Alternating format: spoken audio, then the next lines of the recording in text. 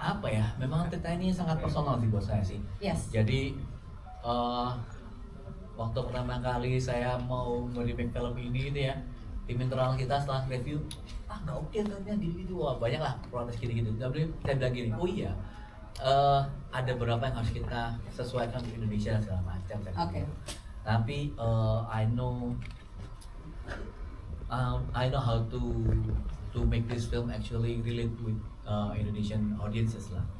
Jadi memang udah stay cukup lama dengan saya ceritanya sejak 2019 loh. Dan saya punya pengalaman yang pribadi masalah kehilangan dan segala macam. Jadi Yeah. I understand the feeling yang mau disampaikan dalam ini. Saya paham banget. Dan saya selalu ngomong ya bahwa cinta itu butuh pengorbanan sih. Jadi Betul. kalau orang sekarang ini, generasi sekarang mungkin merasa bahwa cinta itu hanya seneng-seneng aja sih. Saya cuma mau mengingatkan aja bahwa cinta tanpa pengorbanan sih bukan cinta sejati sih. Sangat. Basically, the cast is make or break for the film.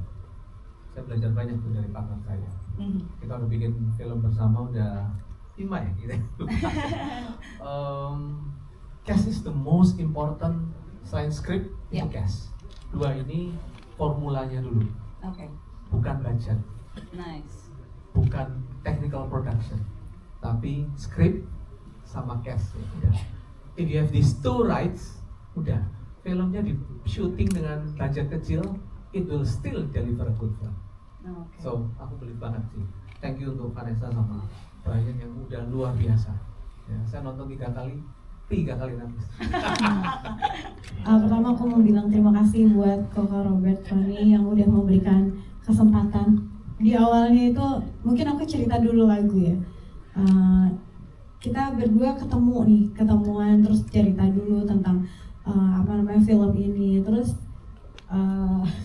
kalian bilang main ya di sini. Hah? Nggak mau gitu. Aku nggak ngerti gimana cara acting. Oh kamu waktu di film kamu bisa lah, itu kan nggak ada acting kok. Terus ya, tapi di sini kamu sebagai penyanyi, tapi sebagai siapa? Sebagai Rosa. Oh yaudah deh kalau sebagai Rosa ya, aku pikir gitu kan. Terus tuntutan yang kedua adalah bikinin aku soundtracknya gitu. Terus setelah kita ngobrol ya Pak ya, akhirnya kita bilang kita akan buatkan oleh Andi Rianto dan juga sama Pak Monty Tiwa gitu. Tahu sendiri kan kalau Pak Monty bikin lirik itu kayaknya seperti mengirimkan racun kepada hati kita ya. Saking sedihnya gitu. Jadi waktu pas itu aku ingat banget aku dapat lagunya tapi dengan suaranya Pak Monty. jadi semua kebingungan gimana ya lagunya gitu. Tapi aku udah paham banget ini akan menjadi sebuah lagu yang indah gitu dalam pikiran aku. Jadi aku sama Mas Andi Rianto kita workshop. Ketika workshop kebetulan ENR aku juga saat itu mamanya baru meninggal dunia juga saat itu. Dan ternyata semua orang tuh pernah merasa kehilangan gitu ya. Dan ketika workshop itu kita cuma diem terus sampai nggak bisa nyanyi itu ya, cuma workshopnya ya udahlah gitu, nyanyiinnya seadanya aja. Dan kita semua itu berpikir ada sebuah lirik di lagu ini yang menurut aku tuh itu luar biasa dan menjadi sampai sekarang aku melakukannya. Pertama, kita selalu pengen kelihatan baik-baik saja, padahal kita tidak baik-baik saja. Itu udah pasti. Apalagi kalau kata orang itu, oh kamu pasti baik-baik aja kok, pasti baik-baik aja. Oh iya gitu. Tapi sebetulnya pasti kita tuh tidak baik-baik saja. Terutama kalau menyangkut keluarga gitu ya kan, atau orang-orang terdekat kita gitu. Dan yang kedua adalah kalau kita itu paling cepat lupa ketika orang itu tidak ada adalah suara mereka. Iya lagi benar. Ya kan? Benar. Suara mereka lama-lama akan lupa gitu. Kalau wajah, kalau perlakuan itu cepat di dalam pikiran kita masih ada, itu akan selalu ingat. Lihat foto kita akan ingat. Tapi ketika lihat foto lama-lama lupa suara dia tuh seperti apa sih gitu. Ketika kita ngobrol sama dia gitu, ataupun dia nelfon atau apapun gitu ya. Jadi Jangan nangis dulu. Jangan nangis dulu.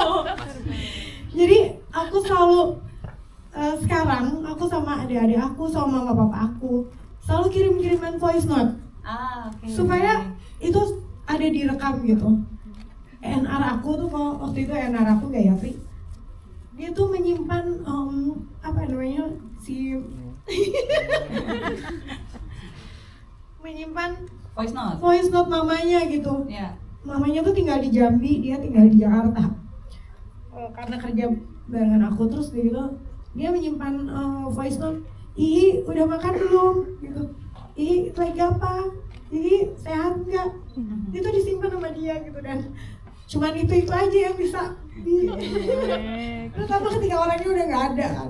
Jadi menurut aku nih lagu ini meaningful banget dan mudah-mudahan abis ini juga kita sering-sering ya nyimpen suara-suara orang yang kita sayang. Yes. Supaya aku nggak tahu apakah kita yang nggak ada ataupun mereka yang nggak ada, tapi setidaknya itu yang bisa diputar gitu. Mau sedikit nambahin aja. Jadi waktu pertama kali saya nulis skripnya, saya kan tahu saya perlu lagu yang mewakili emosi film ini, jadi Yeah. nggak gampang sih. Dan waktu itu saya ngobrol sama Monty sama Andi Rianto, saya udah bilang saya mau challenge mereka, lagu ini penting banget karena beda dengan soundtrack film yang lain ya. Itu alat promo kayak tempelan, tapi this song has to be part of the story, Yeah. bilang gitu. Jadi saya challenge gini ke mereka. Saya pengen nanti setelah lagu ini ada, ini akan jadi anthem buat siapapun yang pernah merasa kehilangan. Pasti pengen muter lagu ini. Gue challenge mereka seperti itu. It has to be that powerful. Dan untungnya saya, Andi, dan Monty sama-sama pernah kehilangan. Oke. Monty belum lama mamanya meninggal. Andi juga papanya juga belum lama meninggal. Jadi waktu kita brainstorming pun saya udah ngasih tahu apa yang saya mau dan saya sangat demanding soal lagu dan liriknya ini sih. Ya. Tapi ya thank God, dia understand what I want dan deliver banget sih lagunya sih. Saya masih ingat pertama kali saya dikirim lagunya masih tes aja dari si Rosa kirim ke saya, bilang wah gila sih. Saya nggak bisa berhenti nangis juga sih waktu itu. Luar biasa sih. Jadi thank you Ocha, thank you Andi dan Monty karena saya menuntut sangat tinggi sebenarnya ekspektasi saya untuk lagu ini karena penting banget and melebihi dari ekspektasi saya. Luar biasa, terima kasih tepuk tangan. Paling berat ya untuk di deliver. Sebenarnya aku mau bilang bahwa membawakan karakter Krim ini dari awal sampai habis memang susah. Susahnya adalah karena banyak layer-layer emosi yang harus dibawakan, di mana Krim di depan orang itu harus terlihat kuat, tapi di dalam sebenarnya dia sangat rapuh, sangat sakit gitu. Tapi ya itu dia, itu dimana aku merasa challenge-nya di situ sih, bahwa aku harus memikirkan yang happy untuk happy di depan Kay dan teman-temannya. Betul. Tapi di satu sisi yang lain udah pada nonton kan di sini. Udah. Kalian semua tahu bahwa Krim segitu sakitnya. Benar sih. Dan mungkin ya scene yang susah untuk di deliver yang dimana plot twist tersebut. Oke, baik. 30 detik dari sekarang. Lampu sorotnya langsung tiba-tiba ada. Benar, modal prem kita.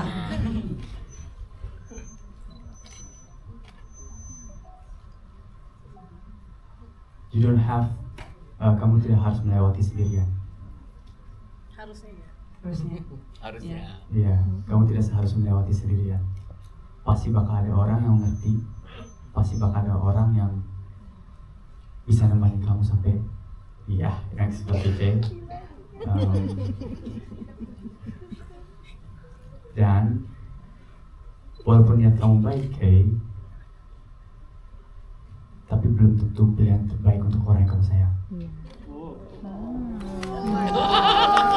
Untuk pendalaman karakter Vero sendiri, untuk sebagai fotografer, aku itu memang ada workshop sebelumnya ya sama Mas Robert, sama Pak Erik juga. Dia salah satu yang fotoin poster kita juga ya. Ya. That's very Dan- nice foto tuh. Yes, dan aku jadinya belajar belajar hal baru. Mhm. Kayak kuliah, Kak. Oke. Ada 3, 4 sampai 5 jam di Oh, ruangan untuk dikasih tahu, ini kamera ini gini-gini, dan Mas Robert kayak, Davina, kamu harus bawa kamera ini kemana-mana. Kamu harus membiasakan bawa kamera ini. Dan ya mungkin di screen time aku tidak begitu banyak untuk adegan foto, tapi itu sangat-sangat membantu. Jadi bersyukur punya director seperti Mas Robert yang sangat menolong para pemain untuk mengeksplor karakternya. Dan ya kalau untuk yang GOP tersebut itu ya, itu saya kebetulan ngikutin skenario dan agak shock bacanya ya. Saya ingat aku gak sebaik itu gue Tadi tuh aku kayak dimarahin gitu. Iya juga ya. Nggak jadi pengen ikutan ngatain gitu. Ada fun fact. Apa tuh? Adegan pertama, ini semua udah pada nonton ya, dimana aku memukul seseorang. Itu beneran sakit, guys.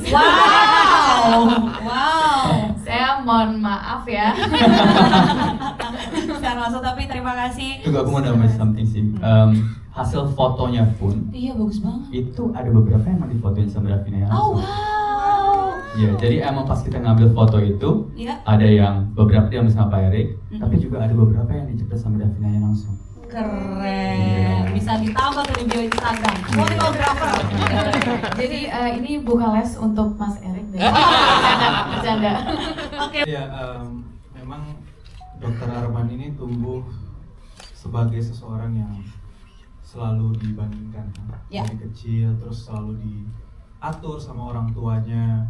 Kamu besar harus meneruskan pekerjaan keluarga dan sebagai dokter, bisnis keluarga. Tapi di satu sisi itu ada plusnya, jadi dia tumbuh menjadi seorang yang sangat sabar dan terima-terima aja, emang goblok sih. Dan terima aja dengan keadaan gitu. Saya juga sempet sebel sebenarnya sama karakter Dokter Aman ini. Dia punya pendirian. Maaf ya, saya agak meledak-meledak. Tapi yang menarik adalah itu dia menjadi seorang yang sangat sabar dan selalu ada saat dibutuhkan. Oh. Meskipun dalam hati dia ya terluka juga gitu. Iya. Tapi menurut saya itu salah satu bentuk heroisme yang paling tenang. Wih. Keren. Langsung pengen scaling. Terima kasih banyak. Oh, boleh. Kita bikin jadwal ya. Enggak percaya saya kalau udah jadi kamu. Tapi jangan salah. Apa tuh, Pak? Rain juga beneran belajar mengoperasikan semua Kirain mau alat-alat dokter gigi itu. Jadi kita workshop. Jadi saya tuh selalu percaya bahwa untuk jadi karakter itu harus menjadi, bukan cuma pura-pura. Oke. Jadi dia harus beneran ngerti jadi dokter gigi seperti apa. Jadi Oke, nice. kita ada workshop beneran di klinik gigi itu kan klinik gigi beneran yang operasional. Jadi kita pelajari beneran apa segala macam supaya dia tahu sih. Dan ya Oke. memang tampangnya udah mirip dokter gigi. Bener. Dan juga cerdas, cepat nangkep, jadi dia bisa. Bener banget. Mungkin habis ini saya bikin ahli gigi. Kan udah sulit ya. Ahli gigi Ahli bisa. gigi bisa pasang gigi palsu ya. Emang convincing sekali ketika nyuruh krim buat kumur ya. Kalau aku beda kan, aku bareng Teo. Yang Teoca ya, benar-benar. Tapi ikut tahu kan jadinya ya. Besti. Dia tahu belakangan nih dia ya, ikutan nangis tuh. Gimana tuh? Sama Libra, Sesama Libra. Benar. Oke. Jadi ya bareng banget sih sama Teoca, memang saat kita mendengar ngejalaninnya itu ya. Kayak kan dimulainya dari kita rekaman lagu yang Hancur banget itu. Yang itu ya, nyari bengkel ya. Jadi kan dimulainya dengan light dan Betul. fun gitu kan. Tiba-tiba nih si yang supir kita tiba-tiba bilang ada lagu gitu kan. Bener. Aku udah kayak aduh mau bantuin gak sih, gimana sih, beneran gak nih gitu. Ternyata pas kita sampai dengerin kok masuk banget ke hati ceritanya dan segala macam kan. Jadi kayak ngedengernya itu gimana ya Teh, kayak kita tuh ngedengernya tuh bener-bener denger ceritanya kayak Benar. bisa kayak gini ya, oh my god, kayak tragis banget gitu. Bener. Dan lagi gitu. langsung kepo, kita pengen tahu ceritanya kayak gimana dan apa yang terjadi gitu kan, karena kan si Sekar ini juga ceritanya setengah-setengah kan. Iya, benar. Makanya waktu itu lagi jaga toko ya. Lagi jaga toko soalnya. Jadi terus akhirnya gimana, dan memang menurut aku di film ini juga setelah kita mendengar ceritanya memang harus banget Teoca nyanyiin lagunya. Nice, oke. Supaya ceritanya Kay dan Krim itu abadi gitu. Wow. Iya kan, jadi didengar sama banyak orang lewat Teocha gitu. Oke. Kalau dari Poppy. Oke, luar biasa ya. Kayaknya bener-bener kayak ini kita lagi nge-interview karakternya ya, bukan orang-orang artisnya gitu ya, kayak dalam banget gitu ya. Kalau Asya bagaimana ceritanya Asya? Kalau aku sebenarnya sebagai Sekar gregetan ya. Kan ini temenan banget Iya, ya sama kan? dia. Rasanya pengen ngata-ngatain juga tapi nggak Bener. bisa karena kalem. Sekar Betul. kalem. Jadi udah terima aja apa yang kamu pilih, kita cuma nge-support aja, betul Yandi? Nah, Iya. kayak gitu. Yanti kamu jangan iya aja kamu. Gimana kamu juga? Kok lu nggak bilang sih sama gua pas buka tas, perasaannya gimana tuh? Wah, itu rasanya tuh kecewa dan merasa gagal sebagai teman gitu. Nah, Padahal setiap hari, hampir setiap hari bareng iya sama kan? Kay, Heeh. tapi ternyata nggak tahu apa-apa tentang Kay. Itu dia. yang paling nyesek sih. Dan untuk pencarian karakternya gitu, prosesnya dibantu banget sama Mas Rukman Rosadi. Oke. Jadi memang kita dikasih sesi untuk latihan acting, bedah skrip, dan dibantu juga sama my man in here. Iya. Jadi memang ada satu sesi yang berkesan banget buat aku pribadi. Itu ada sesi kita Yandi dan Kay berhadapan, berdialog dari mulai yang ada di skrip sampai improve, sampai benar-benar seperti udah karakternya. Oke. Dan di situ pertama kalinya aku ngerasa Yandi benar-benar kecewa dan merasa gagal sebagai teman.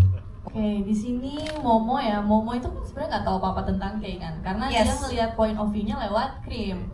Dia hanya dicurhatinya sama Krim, nggak sedekat itu sama Kay.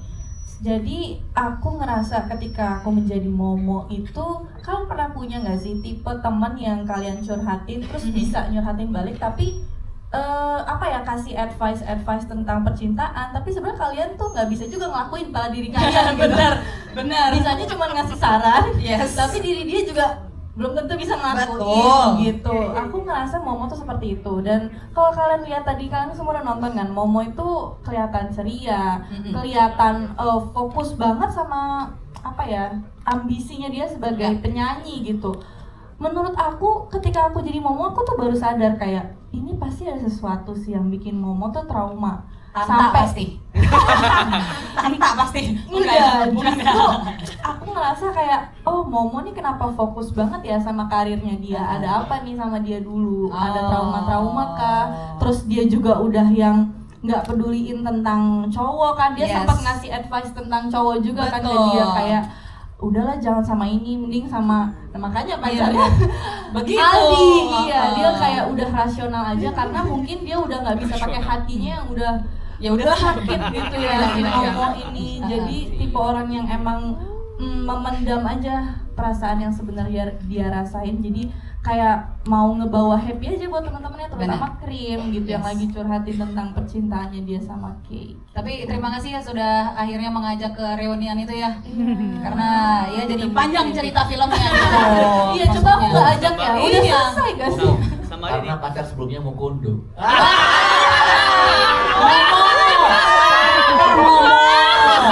Karakter Momo ya, itu bener banget. Sama menciptakan lagu ini kan, ghosting aku. Lain kali ikutin Krim aja ya. Oke, kita kasih tepuk tangan untuk para cast dan filmmaker dari film Saingin Usai di sini.